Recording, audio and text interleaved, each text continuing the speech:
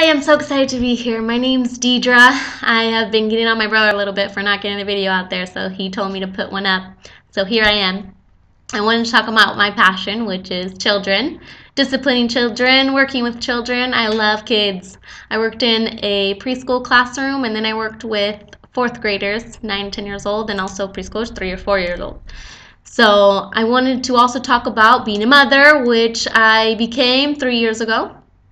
And the difference between that and what I've learned from both. So first I'll start off in the classroom. When I worked with 3 and 4 year olds, it was really important that they had a routine, that they had set rules, and that everybody was on the same page.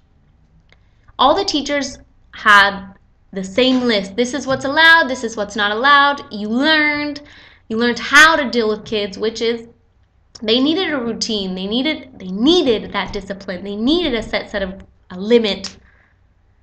So when it was snack time, guess what? You had to sit down. You can't stand up. It's time to sit down and eat your snack. So if a kid got up, we sat him back down. If a kid got up again, we sat him back down again. And if he got up a third, guess what? We sat him back down. This is how it works. They learn quick. They needed that. For them, it was a good thing. They could sit down and listen to a book.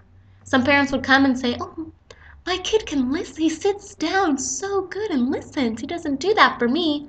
Guess what? There's probably inconsistency in your house. I know for me, this is what I saw as a mother. It was different in the classroom. It was my job to concentrate on the kids. And sometimes as parents, we tend to do other things and leave our kids to the side. I would put my child up on the counter while I was cooking because it was convenient for me. I could see him and he wasn't touching any plugs behind me with his wet fingers. So it was convenient for me while I was cooking, but guess what? An hour later, I didn't want him on the counter because he could fall and bust his head open. But guess what? He doesn't know when it's okay. He'd be like, "You let me up there an hour ago, why can't I be there now? Because it was convenient for me before, but not now." Well, guess what? Your kid doesn't know that. He needs consistency. Or he's allowed on the counter or no, whether you're cooking or you're not cooking. Your kid needs that. Your child needs to know what's acceptable and what's not acceptable. You need to write those things down, especially with your spouse. Your spouse and you need to be on the same page. If your spouse allows him to do something and you don't, your kid sees inconsistency in your home. He needs to know what's okay and what's not okay. So write those things down. Guess what? This, nope, that one deserves a spanking. This, it's okay. This one, not okay. This one, it's okay. It says in Proverbs 22:6, guess what? Train your child in the way he should go, and he will never turn from that. You train your child to do these things this way, guess what? Not only now will he do that, he'll do that forever. Great. Now, when I became a mother, you learn patience really fast. Perhaps in kindergarten class you have a little, or in preschool class you have a little bit more patience because it's your job, you have nothing else to do. But I remember when Benjamin spilled a cup, his juice, I'd be like, "No! Oh, now I have to pick that up. Go in the corner. You're in trouble. You need to pay attention to what's on the table a little more." And that's being nice. Perhaps I screamed even louder. But guess what? If you react that way, and then when your kid comes home drunk, you act in the same way. "Dang it, you idiot, I told you not to, what are you doing? I told you not to drink." Guess what? Your kid's not going to know the difference between spilling his juice and coming home drunk. You need to figure out what's important and what's not important. Your kid doesn't deserve a spanking for everything he does, especially if it's something you reinforce because it was convenient for you. Like you're on the phone and your kid comes and he's screaming, "Oh, eat this candy. Shh. I'm talking on the phone. Eat that, take that." Guess what? The next day, when he's screaming and he wants a candy and you say, "Stop screaming, I told you no, you can't have a candy," you reinforced that yesterday. So start paying attention to what you do, what's convenient for you, what you're taking away from your child because you can't handle it at that moment, or it's not convenient for you. You need to start paying attention to that. Your kid is paying for that. Your kid isn't feeling any consistency. He doesn't feel comforted by you in your home.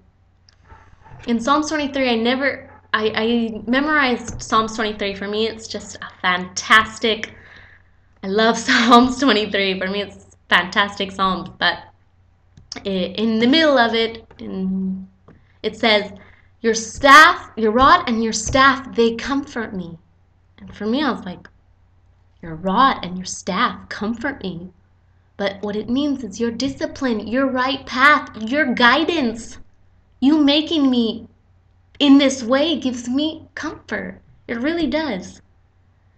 In Hebrews 12:11, it says that no discipline feels great at the time.